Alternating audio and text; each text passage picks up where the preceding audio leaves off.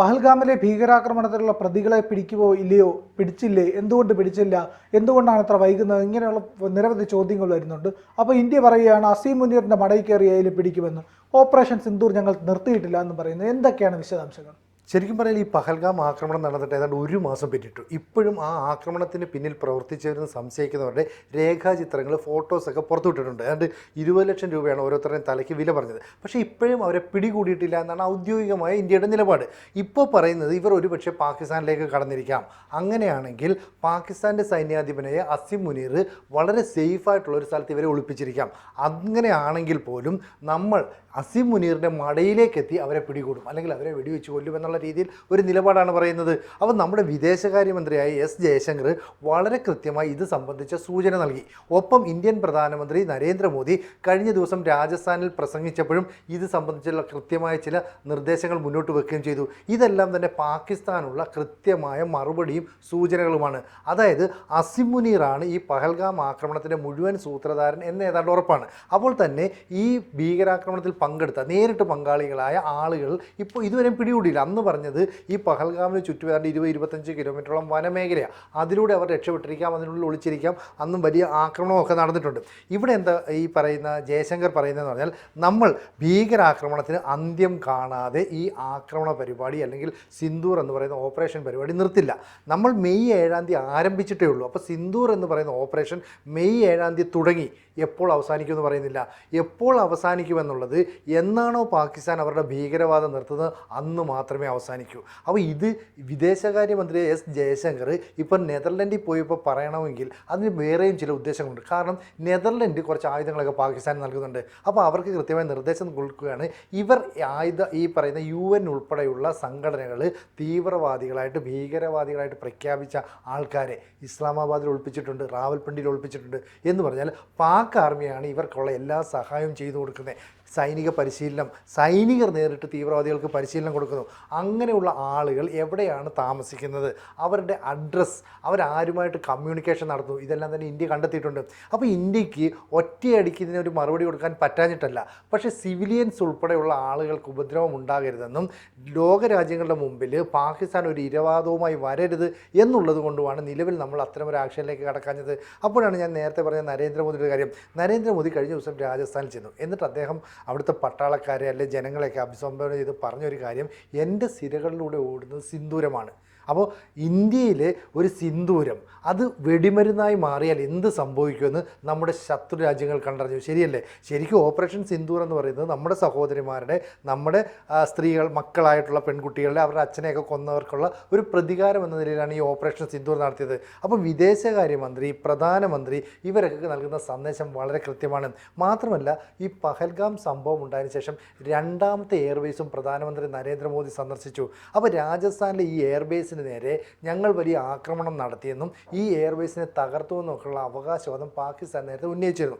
അങ്ങനെ സംഭവിച്ചിട്ടില്ലെന്നും ഞാനിതാ ഇവിടെ എത്തിയെന്നും ദൃശ്യങ്ങളിലൂടെ പ്രധാനമന്ത്രി ലോകത്തോട് പറഞ്ഞു. ഇതാണ് എല്ലായ്പ്പോഴും ഇന്ത്യ നൽകുന്ന മറുപടി. അതായത് നമ്മൾ പാകിസ്ഥാൻ്റെ 9 എയർബേസുകളെ 22 മിനിറ്റ് കൊണ്ട് തകർത്തു. ഇതാണ് പ്രധാനമന്ത്രി പറഞ്ഞത്. ഈ എയർബേസുകളെ തകർത്തപ്പോഴും അവർ പ്രചരിപ്പിച്ചത് ഞങ്ങൾ ഇന്ത്യയുടെ വിമാനം അടിച്ചിട്ടു, ഞങ്ങൾ അവരുടെ വ്യോമ പ്രതിരോധ സംവിധാനങ്ങളെയൊക്കെ തകർത്തു.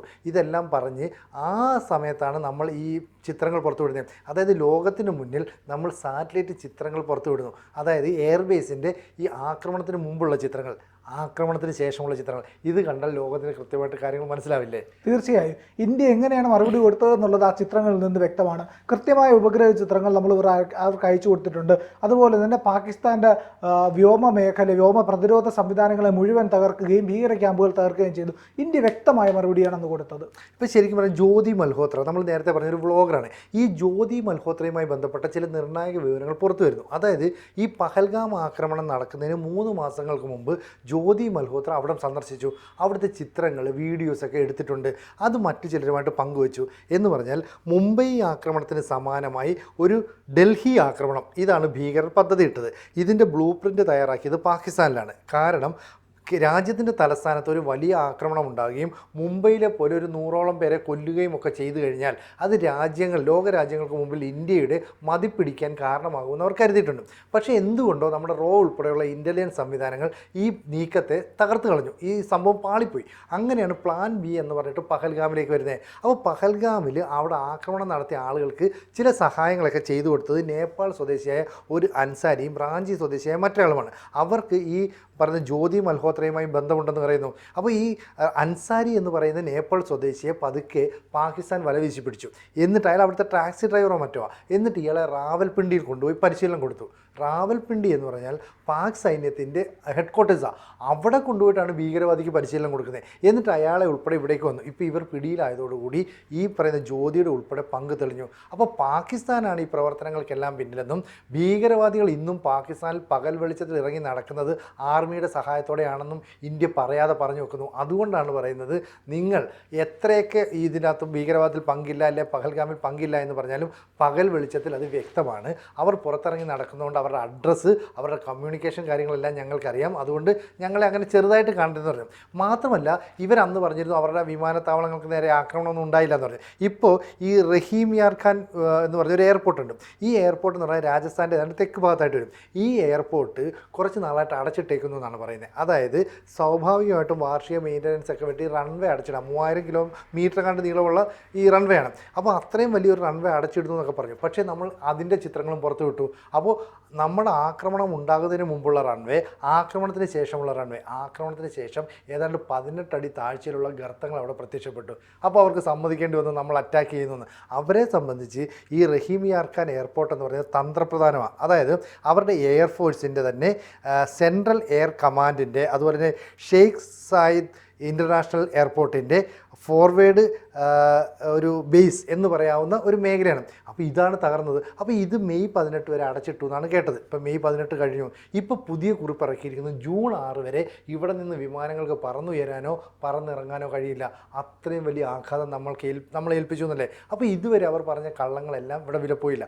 അതുകൊണ്ടാണ് പറയുന്നത്, ഇനി ഈ പഹൽഗാമുമായി ബന്ധപ്പെട്ട് എന്തെങ്കിലും തരത്തിലുള്ള പ്രകോപനത്തിന് വന്നാൽ ഞങ്ങൾ നിങ്ങളെ വിടില്ല. നിങ്ങളുടെ ഓരോ ഭീകരന്മാരെയും, ഞങ്ങൾക്ക് നേരെ പ്രകോപനം ഉണ്ടാക്കുന്ന ഓരോ വ്യക്തികളെയും ഞങ്ങൾ ഇല്ലാതാക്കും. പ്രധാനമന്ത്രി നരേന്ദ്രമോദി രാജ്യത്തിന് നൽകുന്ന ഉറപ്പാണ്. നമ്മുടെ ദേശീയ സുരക്ഷാ ഉപദേഷ്ടാവ് അജിത് ഡോവൽ ചില പ്രവർത്തനങ്ങൾ ഇപ്പോൾ നടത്തുന്നതിൻ്റെ വാർത്തകൾ പുറത്തു വരുന്നു. അപ്പം അജിത് ഡോവലാണ് നടത്തുന്നതെന്ന് നമ്മൾ പറയുന്നതല്ല, പാകിസ്ഥാൻ പറയുന്ന. അതായത് ചില അജ്ഞാതർ ഇന്ത്യക്കെതിരായി പ്രവർത്തിക്കുന്ന ആളുകളെ പാകിസ്ഥാനിൽ വെച്ച് വെടിവെച്ച് കൊല്ലുന്നുണ്ട്. അതും ബൈക്കിലെത്തിയൊക്കെയാണ് വെടിവെച്ച് കൊല്ലുന്നത്. ഇത് പഹൽഗാം അറ്റാക്കിന് മുമ്പ് നടന്ന. ഇതിന് ശേഷവും ഇപ്പോൾ കഴിഞ്ഞ ദിവസങ്ങളിൽ ഒരു 1-2 സംഭവം ഉണ്ടായി. അജ്ഞാതർ ആളുകളെ വെടിവെച്ചത് കണ്ട് ശ്രദ്ധിച്ചിരുന്നില്ല. അതെ, അൽ-ഖ്വയ്ദയുടെ സ്ഥാപകരിലൊരാളായിട്ടുള്ള ഒരു ഭീകരനെയാണ് ഈ പറയുന്ന അജ്ഞാതർ വീട്ടിൽ കയറി വെടിവെച്ചത്. അയാൾ ഗുരുതരാവസ്ഥയിൽ ആശുപത്രിയിലാണ്. ഇതുവരെ മരണം സ്ഥിരീകരിച്ചുകൊണ്ട് പാകിസ്ഥാൻ ഒന്നും പറഞ്ഞിട്ടില്ല. കാരണം സാധാരണഗതിയിൽ മരിച്ചാൽ പോലും ഒരു മിണ്ടില്ല. മുല്ലാ ഉമറിനെയൊക്കെ അറിയാമല്ലോ, മരിച്ച എത്രയോ നാൾ കഴിഞ്ഞിട്ടാണ് ലോകം അറിഞ്ഞത്. അതെ. ഇപ്പോൾ ഇതിനകത്ത് മറ്റൊരു ഇടപെടൽ എന്ന് പറഞ്ഞാൽ ട്രംപ് പറയുന്നത്, ഞാൻ പറഞ്ഞിട്ടാണ് യുദ്ധം അവസാനിപ്പിച്ചത്, അമേരിക്കയുടെ ഇടപെടൽ കൊണ്ടാണ്. ഇത് കള്ളമാണെന്ന് നമ്മൾ പലപ്പോഴായിട്ട് പറഞ്ഞിട്ടുണ്ട്. കാരണം പാകിസ്ഥാൻ്റെ DGMO, അതായത് director general of military operation എന്ന് പറയുന്ന ആ പദവിയുടെ തലപ്പത്തിരിക്കുന്ന ആൾ ഇന്ത്യയുടെ DGMOയെ വിളിച്ചിട്ട് യുദ്ധം നിർത്താൻ ആവശ്യപ്പെട്ടാൽ മാത്രമേ നമ്മൾ യുദ്ധം നിർത്തൂ. അപ്പോൾ യുദ്ധമുണ്ടായ സമയത്ത്, സംഘർഷമുണ്ടായ സമയത്ത് ലോകരാജ്യങ്ങളെല്ലാം ഇന്ത്യയുമായും പാകിസ്ഥാനുമായും ബന്ധപ്പെട്ടു. അപ്പോൾ നമ്മളുടെ നിലപാട് വ്യക്തമാക്കി. അവർ വന്ന് നമ്മുടെ കാല് പിടിക്കണം. ഇത് അമേരിക്ക അവരോട് പറഞ്ഞു കാണും. എന്നിട്ട് ട്രംപ് പറയുന്നു, ഞാനാണ് ഇവിടെ എല്ലാം ചെയ്തത്, ഞാനാണ് എല്ലാം ചെയ്തത്. ഇപ്പോൾ നമ്മൾ പറയുന്നു അങ്ങനെ മൂന്നാമതൊരു രാജ്യത്തിൻ്റെ ഇടപെടലില്ല. ട്രംപിനെതിരെ നേരിട്ട് തന്നെ നമ്മൾ പറയുകയാണ്, നമ്മളെ ആരും സഹായിച്ചിട്ടൊന്നുമില്ല, ഞങ്ങൾ തീരുമാനിച്ച് നടപ്പാക്കുന്നു. അപ്പോൾ ട്രംപ് എന്ന് പറയുന്നത് എല്ലാവരെയും അപമാനിക്കുന്നു, മറ്റുള്ളവരോടുള്ള ദേഷ്യം, ഫ്രസ്ട്രേഷൻ മറ്റ് രാജ്യങ്ങളോട് കാണിക്കുന്നു. നമുക്കറിയാം ഫെബ്രുവരി അവസാനം സെലൻസ്കി അവിടെ ചെന്നപ്പോൾ വളരെ മോശമായിട്ടാണ് പെരുമാറിയത്. ഇപ്പോൾ ദക്ഷിണാഫ്രിക്കൻ പ്രസിഡൻ്റായ സിറിൽ ഫോസ എന്ന് പറയുന്ന പ്രസിഡന്റ് അവിടേക്ക് ചെല്ലുന്നു. കറുത്ത വർഗ്ഗക്കാരനാണ്. അദ്ദേഹത്തെ വളരെ മോശമായിട്ട് രീതിയിൽ അപമാനിക്കുകയാണ്. അതായത് വൈറ്റ് ഹൗസിലെ ഇവരുടെ ഓഫീസുണ്ട്, ഓവൽ ഓഫീസിൽ വെച്ചാണ് ഈ അപമാനം ചെയ്യുക. ഇയാളുടെ അടുത്ത് പറയുന്നത് ദക്ഷിണാഫ്രിക്കയിൽ വെള്ളക്കാരായ ന്യൂനപക്ഷക്കാരെ ആക്രമിക്കുന്നു, അവർ അവിടെ വംശഹത്യ നേരിടുന്നു, അവരുടെ കൃഷിയിടങ്ങൾ കൊള്ളയടിക്കുന്നു എന്നൊക്കെ പറഞ്ഞിട്ട് കുറച്ച് വീഡിയോ ഒക്കെ ട്രംപ് കാണിക്കുന്നു. എന്നിട്ട് പൊട്ടിത്തെറിക്കുകയാണ്. ഇയാൾക്കൊന്നും മനസ്സിലായി. ഈ സിറിൽ എന്ന് പറയുന്ന ദക്ഷിണാഫ്രിക്കൻ പ്രസിഡന്റ് പറയുന്നത് ഇത് എവിടുത്തെ കാര്യമാണ് പറയുന്നത്, ഏത് മേഖലയിലാണ്, അതൊന്നും ട്രംപ് പറയുന്നില്ല. ട്രംപ് ട്രംപ് അങ്ങ് ഇൻസൾട്ട് ചെയ്യുകയാണ്. അപ്പോൾ ട്രംപ് വെള്ളക്കാർക്ക് വേണ്ടി ഇങ്ങനെ നിലപാടെടുക്കുന്നു എന്ന് പറഞ്ഞാൽ കറുത്ത വർഗ്ഗക്കാരൻ എന്ന നിലയിൽ അയാളെ കുറ്റപ്പെടുത്തുന്നതിന് തുല്യമാണ്. അപ്പോൾ എങ്ങനെയാണോ സെലൻസ്കിയുടെ അടുത്ത് പെരുമാറിയത് അതിന് സമാനമായിട്ട് തന്നെ ദക്ഷിണാഫ്രിക്കൻ പ്രസിഡൻ്റ് അടുത്തും പെരുമാറുന്നു. അപ്പോൾ ഈ പ്രവർത്തനങ്ങളെല്ലാം കാണിക്കുന്നത് ട്രംപ് ലോകത്തിന് മുന്നിൽ ഒരു പരിഹാസ്യ പാത്രമായി മാറി. കാരണം അയാളുടെ രാഷ്ട്രീയ നിലപാടിൽ മൊത്തം വെള്ളം ചേർത്തു. അയാൾ എല്ലാ കാര്യത്തിലും ഇടപെട്ടിട്ട് ഞാൻ ചെയ്യുമെന്ന് പറയുന്നു. റഷ്യയും ഉക്രൈനും തമ്മിലുള്ള യുദ്ധം തീർക്കുമെന്ന് പറഞ്ഞു, പാലസ്തീനും ഇസ്രായേലും തമ്മിലുള്ള യുദ്ധം തീർക്കുമെന്ന് പറഞ്ഞു, ഇന്ത്യ പാകിസ്ഥാൻ യുദ്ധത്തിൽ ഇടപെട്ടു എന്ന് പറഞ്ഞു. ഇതെല്ലാം കള്ളമാണെന്നും ഇതൊന്നും നടന്നിട്ടില്ലെന്നും ലോകം തിരിച്ചറിഞ്ഞു. അപ്പോൾ പിന്നീട് അയാൾ അതിൻ്റെ ദേഷ്യവും അതിൻ്റെ ഒരു ബുദ്ധിമുട്ടും ഒക്കെ ലോകരാജ്യങ്ങളോട് പങ്കെടുക്കുകയാണ്. അതുകൊണ്ട് തന്നെയാണ് നമ്മൾ കൃത്യമായിട്ട് പറയുന്നത് ട്രംപ് ഒന്നും ഇതിനകത്ത് ഇടപെട്ടിട്ടില്ല. നമ്മൾ നേരിട്ട് പേര് പറഞ്ഞില്ല, ഒരു രാജ്യവും ഇടപെട്ടില്ല. ഇന്ത്യ സൈനിക തലത്തിൽ നടത്തിയ ചർച്ചയെ തുടർന്ന് ഇതിൽ നിന്ന് പിന്മാറി. പക്ഷേ ഓപ്പറേഷൻ സിന്ദൂർ ഞങ്ങൾ അവസാനിപ്പിച്ചില്ല. ഞങ്ങൾ ഓപ്പറേഷൻ സിന്ദൂർ അവസാനിപ്പിക്കുന്നത് പാകിസ്ഥാനിൽ നിന്ന് ഭീകരവാദം പൂർണ്ണമായും തുടച്ചു നീക്കിയെന്ന് അവർ എപ്പോൾ പ്രഖ്യാപിക്കുന്നു അപ്പോൾ മാത്രമായിരിക്കും.